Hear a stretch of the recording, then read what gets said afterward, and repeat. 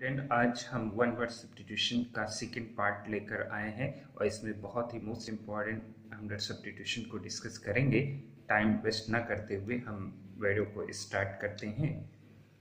Adam phrases one word substitution number 1 पहला है government by the officials. अफसरों के द्वारा चलाई गई गवर्नमेंट यानी सरकार, जिसमें अफसर जो हैं वो सरकार को चलाते हैं, जैसे डीएम हो गए, एसडीएम हो गए, सचिव हो गए। उसमें एमपी एमएलए का रोल बहुत कम हो जाता है, तो उसको इंग्लिश में कहते हैं ब्यूरोक्रेसी यानी अफसरशाही, लाल फीताशाही या नौकरशाही उसको कहते हैं। नेक्स्ट देखते हैं 12 number, the life history of a man written by someone else. The life history यानी जीवन कथा, अ मैन एक आदमी की, रिटन लिखी गई, बाय समवन एल्स किसी और के द्वारा। यानी जब किसी के जीवन कथा किसी और के द्वारा लिखी जाती है, वो खुद नहीं लिखता, तो उसको जो है इंग्लिश में बायोग्राफी कहते हैं, जीवन कथा इसको। और अगर वो खुद अपने बारे में लिखता है तो उसको ऑटोबायोग्राफी कहते हैं। बस बायोग्राफी में से ऑटो हटा देते हैं तो वो किसी और के द्वारा लिखी गई जीवनी हो जाती है, तो उसको बायोग्राफी कहते हैं। नंबर 13 देखते हैं, festival of the 100th anniversary.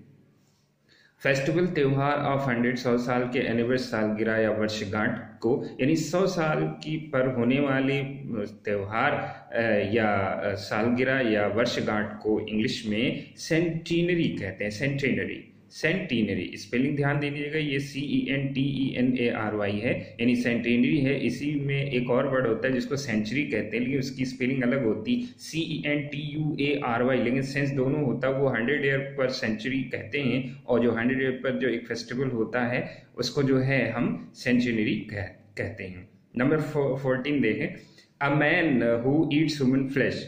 एक आदमी हु ईट्स खाता है ह्यूमन फ्लैश, ह्यूमन माने मानव, फ्लैश माने मांस, यानी वो व्यक्ति जो मानव के मांस को खाता है, तो उसको इंग्लिश में कैनिबल कहते हैं। क्या कहते हैं? कैनिबल। नेक्स्ट देखते हैं 15 number, a place for buries other than a church. एक स्थान फॉर बरियल्स यानी दफन करने के लिए, other than churchyard, churchyard के अलावा। यानी जो लोग चर्च में दफन करते हैं, वो अंग्रेज लोग अपनी डेड बॉडीज या लाशों को दफन करते हैं तो उसको चर्चयार्ड कहते हैं। इनके अलावा भी कुछ लोग जो है दफन करते हैं तो उसको जो है सिमेट्री यानी कब्रिस्तान कहा जाता है। आपने देखा होगा मुस्लिम लोग अपने डेड बॉडीज को जो है कब्रिस्तान में जाकर दफन करते हैं, तो उसको इंग्लिश में सिमेट्री कहा जाता है। Number 16, that is free from national prejudice.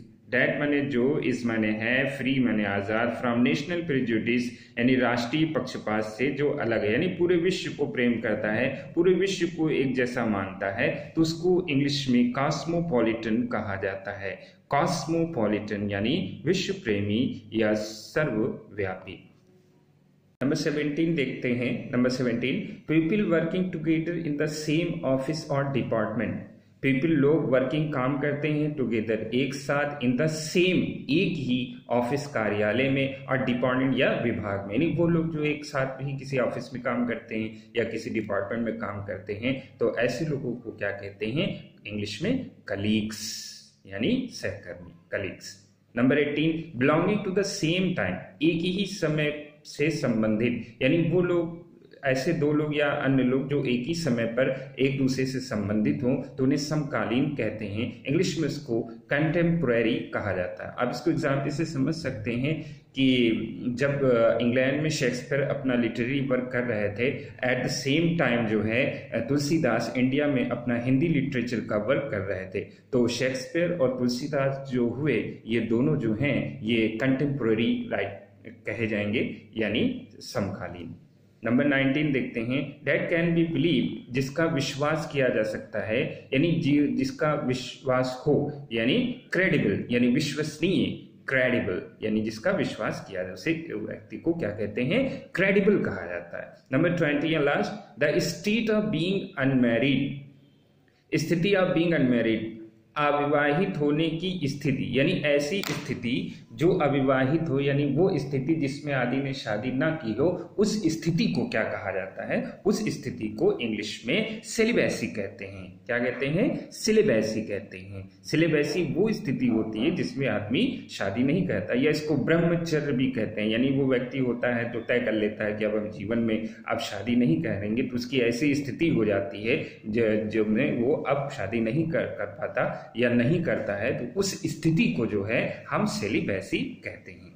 Okay, एक वर्ड और आता है बैचलर। तो बैचलर तो वो होता है जिसकी भी शादी नहीं हुई है, तो आगे चलकर शादी करेगा तो उसको बैचलर कह सकते हैं, और उसकी ऐसी स्थिति को जो है हम सिलिबेसी नहीं कहेंगे, क्योंकि अभी जो इंटर में स्टूडेंट होते हैं अगर कहें कि हम सिलिबेसी कंडीशन में हैं तो वो सेंटेंस गलत हो जाएगा, क्योंकि अभी वो बैचलर है, उन्होंने अभी शादी नहीं की लेकिन आगे चलकर करेंगे। हाँ, आगे चलकर अगर वो शादी नहीं करते हैं और ऐसी ही स्थिति में अपना जीवन गुजारते हैं, तब उनकी ऐसी कंडीशन को, ऐसे स्टेट या ऐसी स्थिति को सिलिबेसी कहेंगे।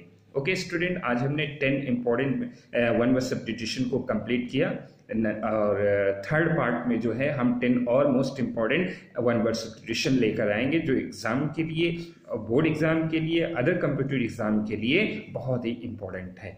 इसको आप एक वीडियो को 2 या 3 बार आप जरूर देखें ताकि ये माइंड में आपके सेट हो जाए, और इसको लाइक भी करें, शेयर भी करें, ताकि अन्य स्टूडेंट्स भी इसका फायदा उठा सकें। Thank you.